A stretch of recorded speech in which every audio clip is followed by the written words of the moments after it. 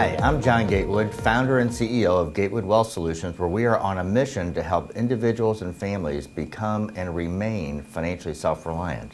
And welcome back to our Market Insight broadcast. Aaron Tuttle, our Chief Investment Officer, is with me here again today to enlighten us on this week's market information. But actually, we have an interesting topic today, don't we? We're going to take a deep dive into the tax-sensitive strategy, yes. Is it next week that you will not be here? No, it's the week after. So we've got one more week. And then we're going to try remote broadcasting. So that'll be interesting. So I know Jess and I will enjoy it. Without me being around, so you can get Chris in there instead. No, you'll be on, won't you? Well, yes, absolutely. So we've worked on all the mechanics that we need to make that broadcast happen. But I did want to ask one thing that I saw in the paper yesterday, because we've been talking about inflation and the prices of lumber, for example. But yesterday, the Wall Street Journal reported that lumber prices declined by 40%. Yes, so since May. Are we kind of seeing a reverse in that spike of inflation with these commodity type prices, or what are your thoughts there? Well, one of the things, high prices solve high prices. So as the price goes up, you demand less, and then that will pull back on the price. Beyond lumber, there's also some issues going on in China because they're trying to really push down inflation in the metals and other broad commodities, and they've taken some action over the last month or so to try to slow that down in China. So there's a couple of things. The question is now that prices are coming back, they're still 3 times as high as they were, let's say, a year ago. Do people look at 1,000 square feet or 1,000 feet board and say, well, you know what, at under $1,000, let's bring on those projects that we mothballed and we said we shouldn't do. One example was the chicken farms need to increase production, but they've been hesitant to increase the chicken coops because of raw materials. Does this bring those projects on? And how much of the psychological component is, well, it's no longer 1,400, it's now under 1,000.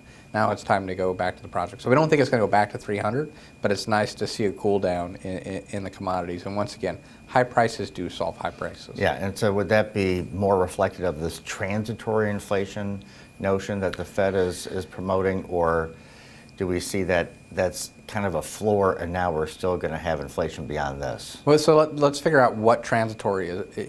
What do they mean by transitory? And I think they mean just a spike and all of a sudden it goes back down to below 2%. Our view is all inflation will be transitory, right? It's all going to end at some point. But what is actually changing in the actual economic system? So now that it's more expensive to build homes, and now it's more difficult to get truck drivers or home builders and all these things, and those will have ripple effects further in the economy. So we think that there's going to be a couple of quarters, maybe 3 or more, where those prices have to go through the economy, and it's more like a train. So we're going to have several bouts of it, but it is good to see the commodities slow down here. So then if we look at this and we say, okay, this big box, that's our benchmark. And our performance goes up and we have excess return. This excess return is different than adjusting for risk. Excess return is you just did better than the benchmark. Or you could easily do worse than the benchmark. Over the last 5 years, significant excess return. Year to date, there has been negative excess return. So I think that's pretty straightforward on manager selection. Did you beat your benchmark or not? And then the important thing is what benchmark did you choose to measure it against? The next one, we're going to get into asset class tilts. Okay, meaning what is that mix of stocks and bonds? So we're using a stocks and bonds portfolio. You could do this across all different asset classes. The math, each time you add additional asset class, gets more and more confusing, exponentially so. So we're just using a 2 asset class, and we're using stocks as bonds as an example. The math works the same way, but we're comparing a 60-40 portfolio. So let's say you had a risk profile, you took it out, they said you should be a balanced investor, but we have the view that you should overweight equity and underweight fixed income, so we recommend an 80-20 allocation. But we're going to measure it to that 60-40 allocation because that's what your risk profile said. So then, did our active weights actually help or hurt on performance?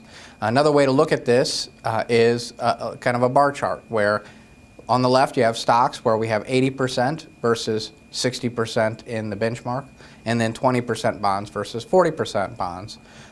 Or as we're getting a little bit further on, what we start to see is there's a net difference here of 20%, positive and negative, and really that's the way we look at portfolios, is just what's the net relative to the benchmark. So I guess assuming that, we could also go the other way. So if our economic outlook was different, it may be that we would underweight equities versus bonds. Sure, if money supply was contracting and yields were 5, 6, maybe even 8%, and the yield curve had changed, we may want to be underweight significantly stocks and overweight bonds significantly at that time. But we feel that you're not getting compensated. We just had a CPI print over the last 12 months of 5%, and the 10-year is still trading under 1.5. Right, so that's why we're favoring equities over bonds, because of the inflation risk and the fact that if you're in bonds, you're going to erode your principal or your purchasing power. Yes. So then we're looking at our net here. As you mentioned, it could go the other way. What we don't do, because you could be overweight stocks and then not underweight bonds by borrowing in a portfolio. We're not going to do that, so I don't want to get into that. That adds additional risk. So for us, there's always going to be an underweight equal to our overweight somewhere in the portfolio. Now, let's look at performance on how this affects. So if we have stocks performing at 12% in our hypothetical and bonds performing at 4% in our hypothetical, and then we have these weights, what we would say is, okay, well, stocks times 60%, well, we got 8.8 in our benchmark between the stocks and the bonds, but 7.2% of that 8.8% was attributed to equity performance. And then if we look at bonds, 4% times 40, 1.6%. So we get 160 basis points from our bonds. Makes sense. Makes sense. Now let's go and look at our 80-20. So we 12%, we have 20% extra, so now we get 9.6% return for our equity position, and we get 0.8% for our bonds, so that's 10.2. 10.2 versus 8.8, you're pretty happy relative to your benchmark. Now let's start kind of going through that. Well, this is what this is doing is showing our contribution of stocks, the 7.2 versus the 9.6. So we have excess return of about 2.2%. And then when we look at the bonds, well, we only earned 0.8 while the bonds earned 1.6. That seems like there's a negative. But that doesn't make sense whenever you're trying to do it, because you did actually have a positive gain. Right. So yes, you didn't have as much in equity. So what we have to do is, I won't get into the details, but adjust for that. So whenever we actually look at our active tilt decisions, we see that we got stocks. I got my numbers here. 0.64 was attributed to our overweight to equities, but 0.96, so actually more, was attributed to us underweighting the bonds. And what's happening is our 8.8 is the benchmark, and we underweighted asset classes that underperformed the benchmark to overweight. So that's how we're coming up with that. So it was our underweight to bonds that gave us the most performance, not our overweight to equity. So in summary, if we just remained in a 60-40 portfolio, we would have returned 8.8% in this hypothetical.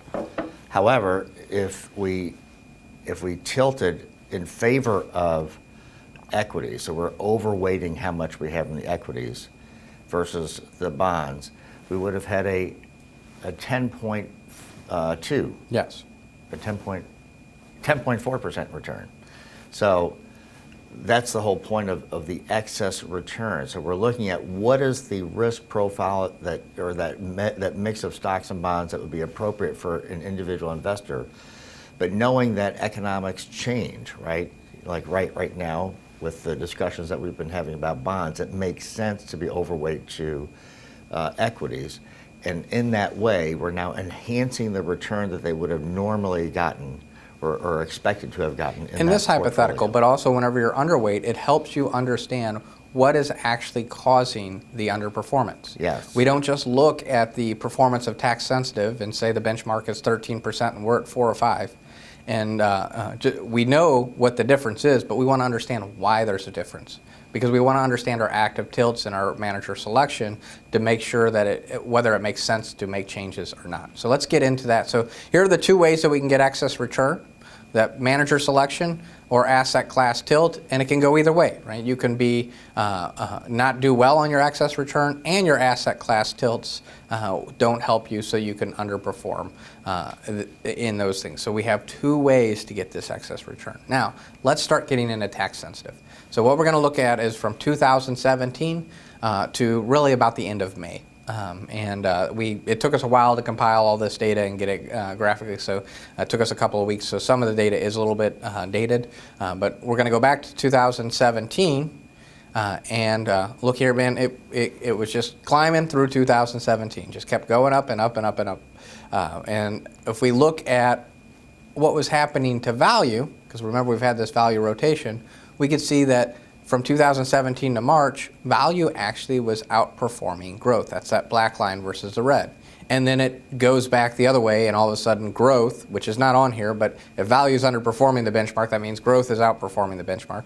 And growth reasserted itself, and then we get into December, and then value takes off again. So we didn't have a clear trend here, and we also got some concern and moved a little bit more value just as growth came back on. So, but if we start to break down our asset class tilts, we had a 0.4% or 0.04, not much, for our overweight to large cap, and then there's this other category. That's essentially large cap. So there's really about 0.12 because of our overweight.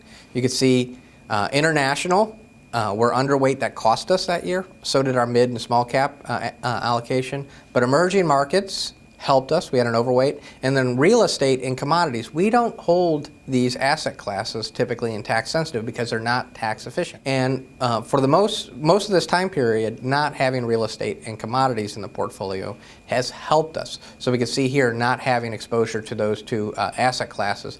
Well, then whenever we look at this, we can say, okay, well, the small U.S. large cap overweight, that little bitty box, that's our asset class tilt. And you can see that our manager selection cost us about almost 1.5%. But then if we get to international, yes, we had an underweight that cost us because international did well, but our manager selection was phenomenal, so we actually had a net positive for that asset class. We have nothing in real estate, so there's no manager selection there. It's all the asset class. We did have gold for a short period of time, so that's under the commodities, and it underperformed, but not having commodities helped there. So if we start to aggregate this off, first column is our asset class tilt. We gained 131 basis points. Overall, we lost 26 because of our manager selection, so we netted out 1.05 above the benchmark in 2017. So then let's move on to 2018. A lot different from 2017. We have a couple of drawdowns where January was a stupendous month, and then we get this sell-off all the way through April, a rebound into October, just in time for another sell-off at the end of the year. Moving on to 2019, a couple of drawdowns from May and in August, but for the most part, I can't remember exactly what was happening there, so I was going to use that term wall of worry. I know Lou asked, so right. Shout out to Lou for the question. Shout out to Lou for our question about what is the wall of worry? The wall of worry is whenever, and we're going through that right now, is there's just, people are wringing their hands. They think the market's overvalued, the market's about ready to correct, it's going to go down, yet it just still continues to move up and climb that wall of worry. So that's what's meant by continue to climb the wall of worry. You wouldn't use the term wall of worry when everyone's exuberant. They think the market's going to go up, and oftentimes it doesn't go up. Right. So we tend to use... when people are fearful. Yes. Yet the market continues to climb. Yes, that's what's meant by the wall of worry. So then if we look at our asset class, we significant outperformance because of our U.S. large cap other, which is the same thing again, and commodities. Not having exposure helped. Not having exposure in real estate that year hurt us. Emerging markets allocation hurt us. International helped. And mid cap is almost a rounding error. It's 0.2. By the way, cash, you see it as a drag. We do a hypothetical of 2% in the portfolio. Nothing's yielding that, so we'll always lose on our cash drag because there's really nothing to earn but the end. So if we look at this, we see that we got 0.85 for our asset class tilt, but we lost 2.71 because of our manager selection that year. So we underperformed this year by 1.86%. So then we get into crisis, right? We get into 2020. And we're going to look here from the beginning of the year all the way out to the low of March. And we're calling this the crisis period. Now, one of the things that we discussed in the investment committee during 2020 is because all our signals were saying you need to be in growth and you need to be in technology specifically. To the point that our concentration had us concerned, and we had to understand whether we were actually being diversified or not. But our signals were saying to go heavy into technology. And we did follow our signals after that discussion, knowing that there was probably going to be a time whenever this really that we're going to have to figure out how to unroll these because we're going to be very concentrated in that exposure. And I just remember having this discussion with the investment committee. So if we look at it, asset class is that first little bar for each of the asset class. We didn't do great on asset class selection, but having that overweight to the growth side, specifically technology, helps us tremendously. So we wish we had the funds there. So the outperformance was really that we didn't perform as poorly as the benchmark, and there's a marked difference. But I do think we have it in this recovery. So then we get out to that time frame, April all the way to November 6th, where the market is recovering. And one thing, so not only did the technology help us tremendously on the downside, it was actually what appreciated the most on the upside. So we didn't even have to make changes. A lot of times, as we're seeing something drop off technically, it's underperforming the benchmark.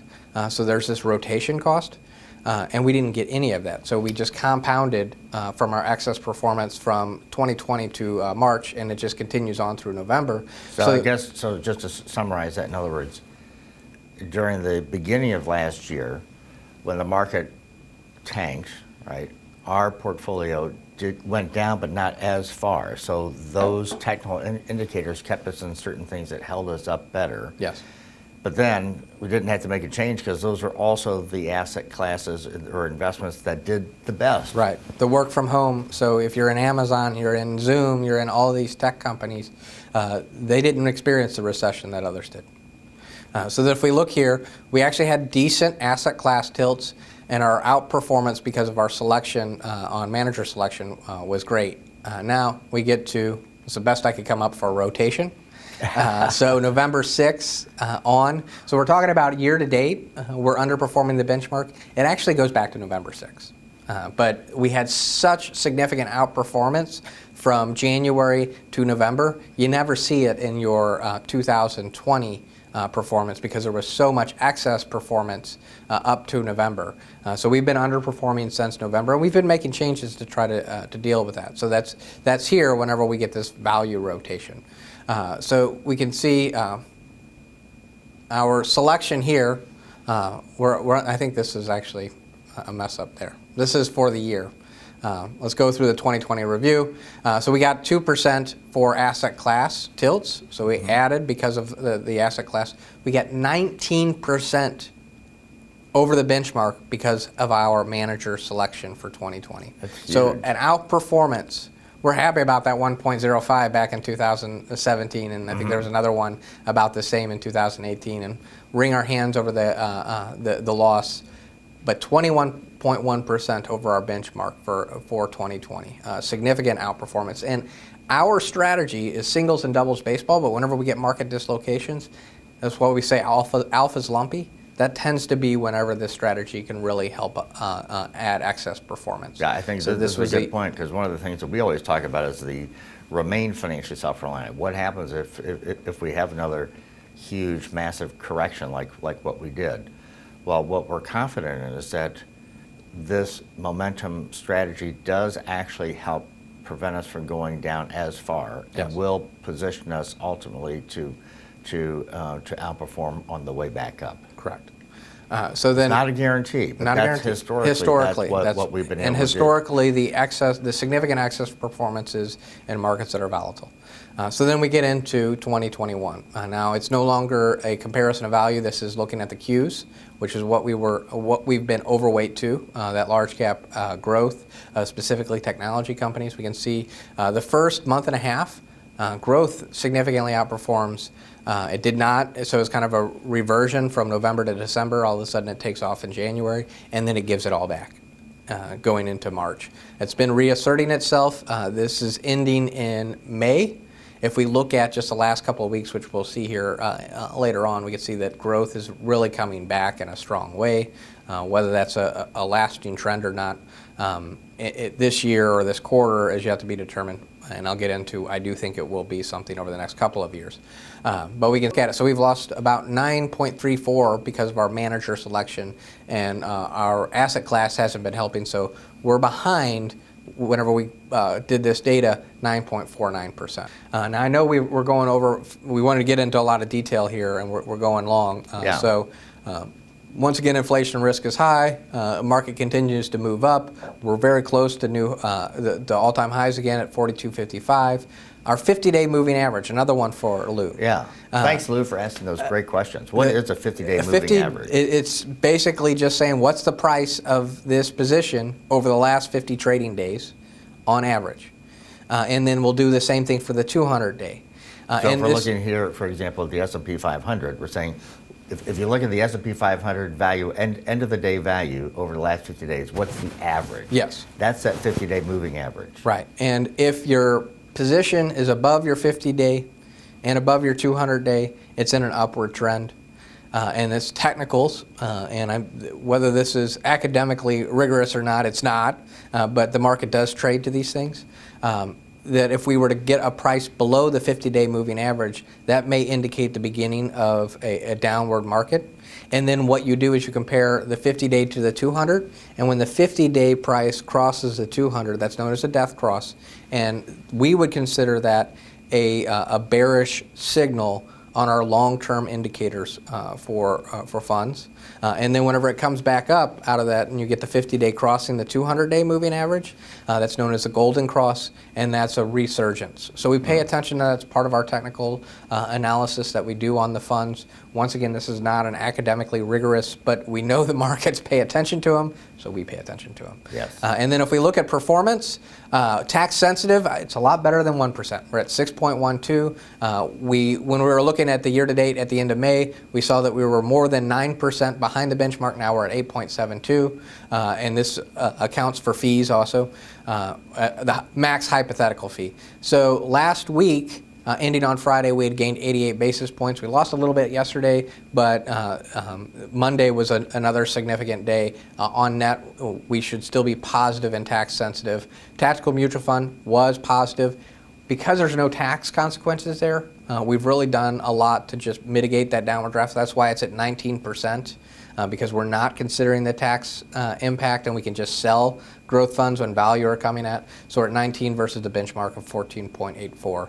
I think we'll end it there because we're running late. But is there anything else that you wanted to comment on, John? I think that's plenty for today. But I think if anybody has a question about the performance of your accounts or would like to know more, feel free to call your lead advisor, your service advisor, or any of the members of the investment committee are also more than happy to talk with you about the portfolio performance. We are very aware of where we are on our performance. It's something we measure on a daily basis, and we're incentivized to keep people above it, and know that we take that seriously. And we truly are convicted that despite this brief period, which truly is brief, of underperformance, we will catch up and get back on track with where we should be. At least we have conviction on our current holdings. We have strong conviction in that. So thanks again for joining us today for our Market Insight broadcast. Again, if you